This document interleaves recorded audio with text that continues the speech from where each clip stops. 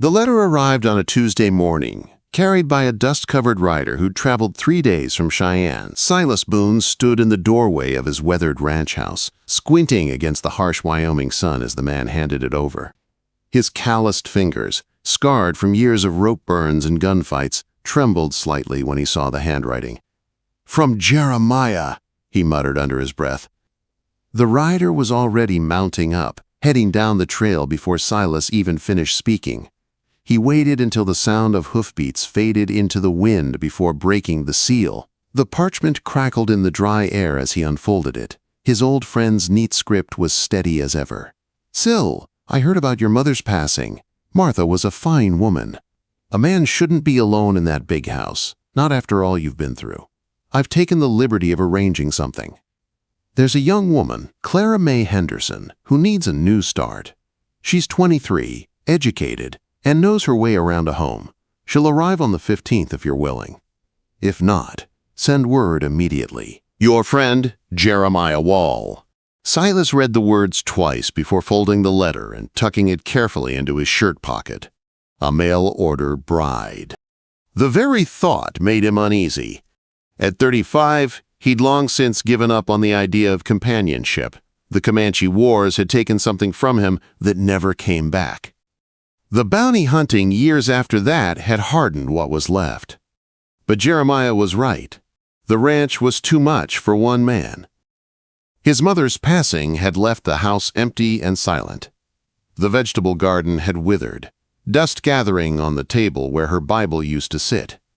The 15th, 5 days away. 5 days to decide whether to open his door to a stranger or send her away before she ever came. He stood in the doorway for a long moment, watching the wind move through the tall prairie grass before stepping back inside the lonely house. Clara May Henderson pressed her face against the window of the stagecoach, watching the land change from the civilization of Cheyenne to the raw, untamed stretch of Wyoming territory. Her reflection stared back at her, pale skin made paler by travel, blue eyes shadowed with exhaustion and worry, blonde hair pulled into a tight bun. She'd grown good at making herself small and quiet. Safer that way. "Willow Creek Station," the driver called out. Clara's stomach clenched. This was it. The end of one life. The uncertain beginning of another. She didn't know Silas Boone, only that Jeremiah Walsh had promised he was a decent man. She had trusted a man's promise before, and that trust had almost destroyed her. But she had no choice now. Her money was gone, and her options had run dry. The coach lurched to a stop in front of a modest building that served as post office and general store all in one. Clara gathered her carpetbag, everything she owned in the world, and let the driver help her down. Her legs shook, though she couldn't tell if it was from the long journey or fear. "You Clara May Henderson?" The voice came from behind her, low, rough as sandpaper. She turned. A man stood beside a weathered wagon, hat pulled low against the sun. When he lifted it slightly to get a better look at her, she froze. Silas Boone was not what she'd expected. Tall and lean, his strength came from years of hard labor, not leisure. His face was weathered but not old, with lines that spoke of long days under open skies. Dark hair, longer than fashion allowed, curled at his collar. But it was his eyes, gray as a storm over the plains, that caught her. Eyes that looked tired and kind all at once. "I am," she said softly. He studied her a long moment before stepping forward, not close, just enough to reach for her bag. "I'm Silas. The ranch is about an hour's ride. You need anything from the store before we go?" Quote. She shook her head. He nodded, loading her bag into the wagon bed with surprising care. When he offered his hand to help her climb up, she hesitated only briefly before taking it. His palm was rough and warm, and he let go the moment she was settled. The ride began in silence. The wagon jolted along the rutted trail, and Clara kept her hands folded tightly in her lap. Silas handled the reins with practiced ease. "Jeremiah didn't say much," he said after a while, "just that you needed a fresh start." "Yes." The word came too quickly. She softened her tone. "Yes, that's right." He nodded, asking nothing more. The silence stretched between them, not uncomfortable but careful. The land rolled by, brown and gold, endless and open. Clara had never seen such space. It made her feel small but free in a way she hadn't felt in years. "That's the ranch," Silas said finally, pointing ahead. Through the heat shimmer she saw it, a cluster of buildings rising from the prairie like ships at sea. The main house was plain but solid, a barn nearby, corrals stretching beyond. It wasn't grand, but it looked safe. As they drew closer, she noticed signs of neglect, weeds in the garden, laundry long forgotten on the line, a broken shutter swaying in the wind. "My mother passed 2 months ago," Silas said quietly, reading her thoughts. "I've done my best, but—" He shrugged. "I'm sorry for your loss," Clara said gently. He nodded, pulling the wagon to a stop in front of the porch. "You can take my mother's room. It's the largest. I'll use the back." "That's not necessary." "It is," he said simply. "You'll want your privacy." She followed him inside. The house smelled of wood, smoke, and age. The furniture was simple but sturdy, covered in a thin layer of dust. A large fireplace dominated the main room. It felt lonely but not unkind. "I can cook," Clara offered quickly when he mentioned supper, "and clean, tend the garden, mend clothes, whatever needs doing." He raised a hand. "Easy. I'm not looking for a servant, Miss Henderson. Just someone to share the load." The gentleness in his voice nearly undid her. She'd expected demands, commands, maybe worse. But this quiet respect, was somehow more frightening than cruelty. "I'll leave you to settle in," he said, stepping toward the door. "Supper's at sundown. I'll be in the barn if you need anything." When he was gone, Clara sat on the edge of the bed that still smelled faintly of lavender and age. For the first time in years, she allowed herself one moment to shake. As night fell, she lit a single lamp and looked out the window. The wind whispered across the prairie, rattling the loose shutter. She saw a faint light glowing from the barn where Silas worked late. He was giving her space, she realized, sleeping with the horses rather than under the same roof with a woman he barely knew. The thought made her throat tight. She pressed her hand to the cold glass and whispered to herself, "I will earn my place here. I will survive." Outside, a coyote howled under the star-filled Wyoming sky, and Clara May Henderson lay down in her new home, not knowing that the man in the barn carried secrets darker than the night, and that her own secret would soon shake him to his very core. The days began to settle into a quiet rhythm. Clara rose before dawn to start the fire and prepare breakfast. Silas would already be outside with the horses, checking fences or tending to the cattle. They'd eat together in near silence, two strangers learning how to share the same space without stepping too close. She cleaned, cooked, and tended the garden while he worked the range. They spoke only when necessary, about supplies, the weather, or the animals. It was an odd peace, but it was peace nonetheless. Still, sometimes Clara caught herself studying him. The way his shoulders filled the doorway, the patience in his movements when breaking a young horse, the quiet strength he carried. There was kindness there, hidden beneath the scars and the silence. But there was pain, too, like something heavy chained to his soul.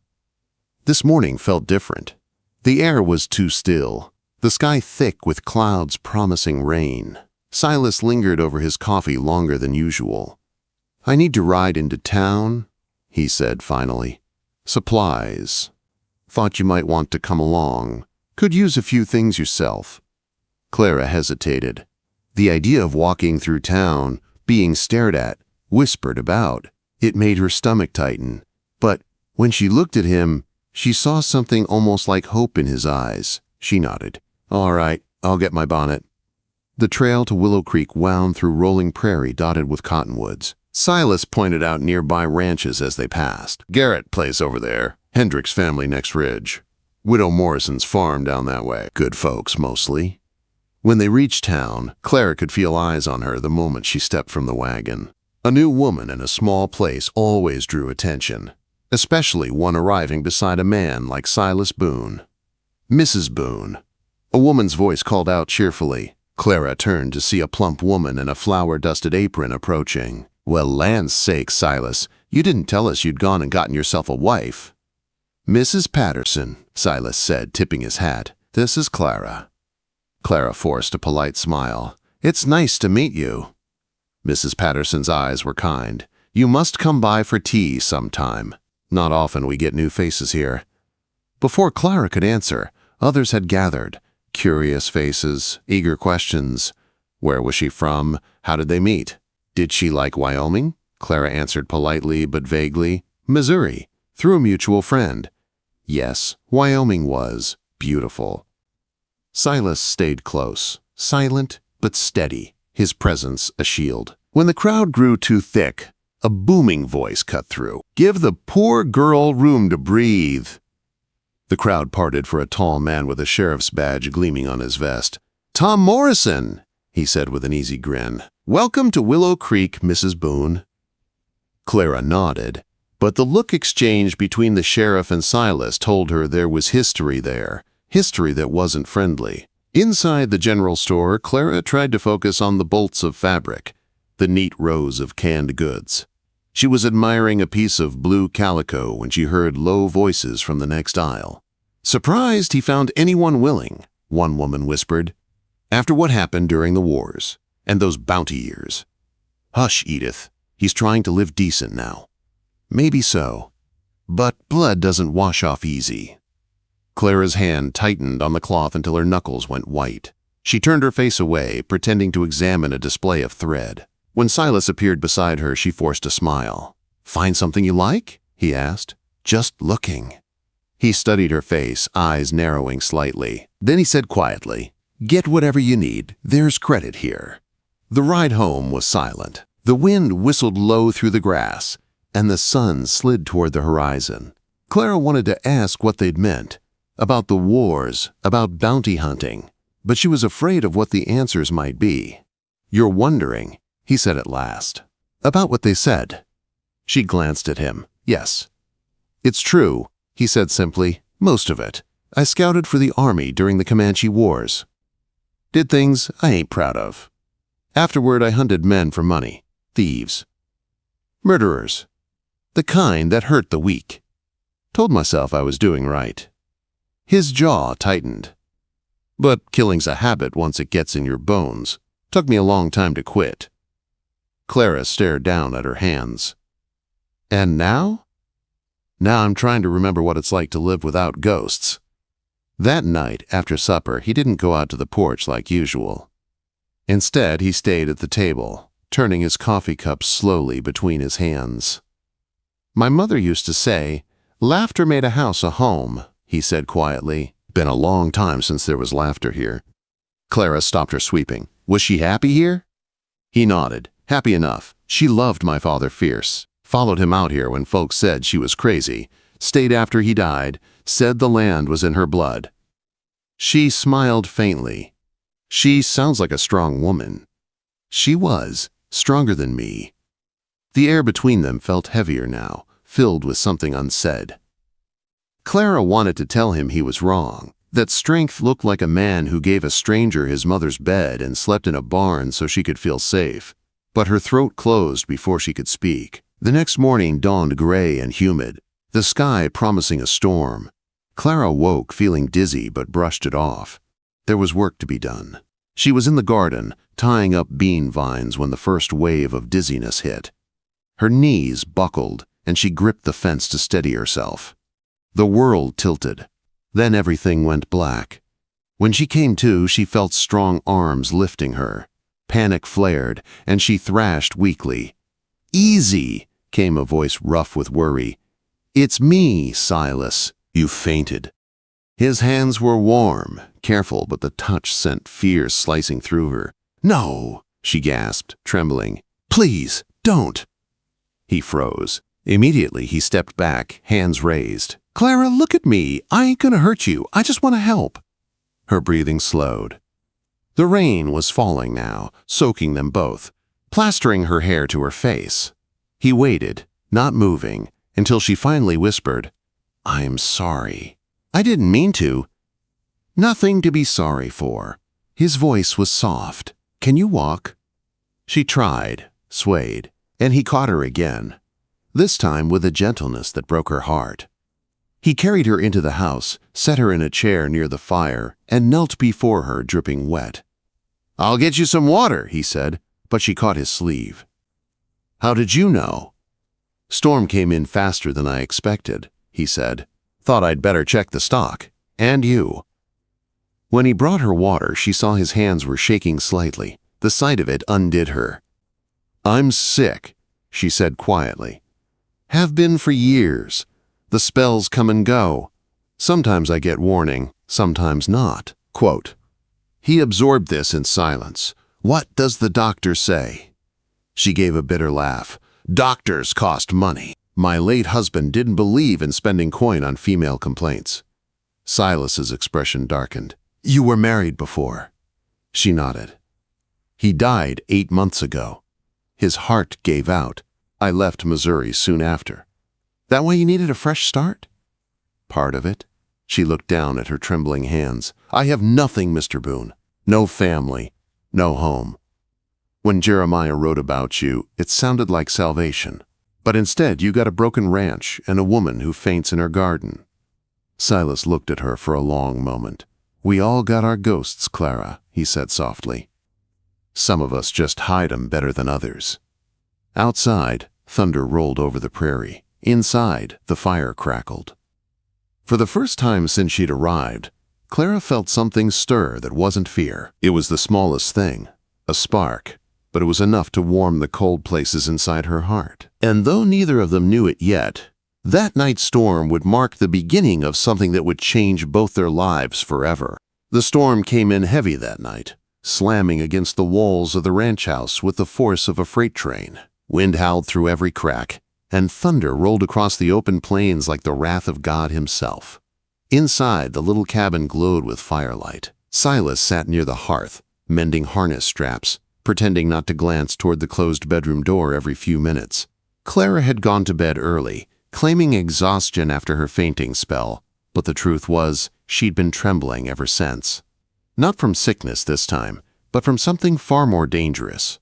For the first time in years, she had seen what gentleness looked like in a man's eyes. It terrified her more than cruelty ever had. When Silas finally rose to check the shutters, the floorboards creaked softly behind him. Clara stood in the doorway, wrapped in a blanket. Her hair was loose around her shoulders, her face pale and unsure in the firelight. "You should be resting," he said quietly. "I couldn't sleep," she admitted. "The wind sounds like it's trying to tear the roof off." He gave a faint smile. "It's just the land reminding us who's boss." Clara hesitated before taking a slow step closer. "You're staying up?" "Someone's got to keep an eye on things," he said. "Storm like this, you never know when a shutter or fence post'll give." She nodded, clutching the blanket tighter. For a long moment she just stood there, the fire flickering between them. Then she whispered, "You don't have to sit out here alone." He froze at that, eyes lifting to hers. Something deep in them flickered, a mix of surprise, caution, and longing. "Clara," he began, voice low, "I ain't the kind of man who—" "I know," she interrupted gently. "You're the kind of man who sleeps in the barn so a stranger can feel safe. The kind who carries her in from the rain and never asks questions he has no right to. That's exactly why I don't want you sitting out here alone tonight." Silas looked away, jaw tightening. The fire popped loudly, and outside the storm roared. Finally, he nodded. "All right." They sat across from each other, the fire between them, both pretending to be comfortable while their hearts pounded hard enough to drown out the thunder. After a while, Clara spoke softly. "You said once that everyone's got ghosts. I think mine still follow me even out here." He glanced at her, his face unreadable. "You don't have to tell me." "I do," her voice trembled, "because you should know who you've let into your home." She looked into the flames as she spoke. "I was 16 when I married Edgar Thornton. My father owed him money. He said giving me would settle the debt." Silas didn't move, didn't speak, just listened. He was almost 50, a store owner. Everyone said I was lucky. But luck doesn't leave bruises where folks can't see. He never raised his voice, never hit me. He didn't have to. He preferred quieter methods, ones that didn't show on the skin. Her fingers twisted the blanket so tightly it nearly tore. For 7 years I was his possession. A perfect wife. Silent, obedient, empty. When he died, I thought I'd finally be free, but he left debts and a cousin who tried to claim me as payment. Her voice cracked. That's why I ran. That's why I came here. Silas leaned forward, his gray eyes shadowed. You don't have to apologize for surviving. Her breath hitched. When I fainted and you touched me, just for a second, it felt like him again. My mind knew better, but my body didn't. He looked away, jaw clenched so hard she could see the muscle jump. Then he spoke, voice rough as gravel. Clara, if I could take away what that man did, I would. But all I can promise is this. You'll never flinch from me again. Not ever. Tears blurred her vision. You already keep that promise, she whispered. The storm raged outside, but something inside the house had shifted. The air felt different now. Thicker, warmer. Silas stared into the fire. You want to know about my ghosts? She nodded. I killed men, he said simply. At first in war, then for bounty. Told myself it was justice, that they were bad men. But after a while, I couldn't tell anymore. The line between right and wrong blurred until everything just turned red. He stared into the flames. One time, I brought in a man alive. Thought I'd done good. A week later, his wife and baby were dead. Starved, they said. Couldn't go on without him. That's when I quit. Came home, built this place. Tried to remember what peace felt like. Clara's voice was quiet. Maybe peace isn't something we find. Maybe it's something we make, with someone who understands. He looked up sharply, meeting her gaze. And for a moment, the storm, the ghosts, the pain, they all fell away. She reached out, hesitant, then placed her hand over his. His hand dwarfed hers, calloused and warm, trembling slightly. I'm not afraid of you, she said softly. You should be. She shook her head. No, you're my safe place now, Silas Boone. Something inside him broke loose then, a dam that had been holding back years of grief, guilt, and loneliness. He rose slowly, crossed the room, and knelt before her. Clara, he said hoarsely, I don't know how to be the kind of man you deserve. You already are. The lightning flashed, thunder cracked, and their world narrowed to the glow of the fire and the rhythm of two hearts finding each other after too many years alone. When the storm finally passed, dawn crept across the horizon, painting the sky in pale gold. The house was quiet again. On the hearth, the last embers glowed faintly. Clara stirred beneath the quilt, feeling warmth beside her. Silas slept lightly, his arm draped across her waist. For a long moment, she simply listened to his heartbeat, steady, alive. For the first time since she was 16, she wasn't afraid of the morning. Outside, the prairie stretched endless and bright. The ghosts of their pasts had not vanished, but they'd lost their power. What remained was fragile and real, a beginning born from storm and survival.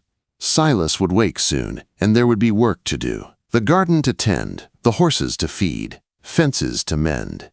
But for now, she let herself stay still, memorizing the feeling of safety, of home. She whispered into the soft dawn light, You were right, Silas. The blood washes off if you find someone willing to help scrub it away. He stirred at her words, eyes opening, gray and clear as the Wyoming sky. You talkin' to yourself again? He asked, voice still rough with sleep. She smiled through the tears in her eyes.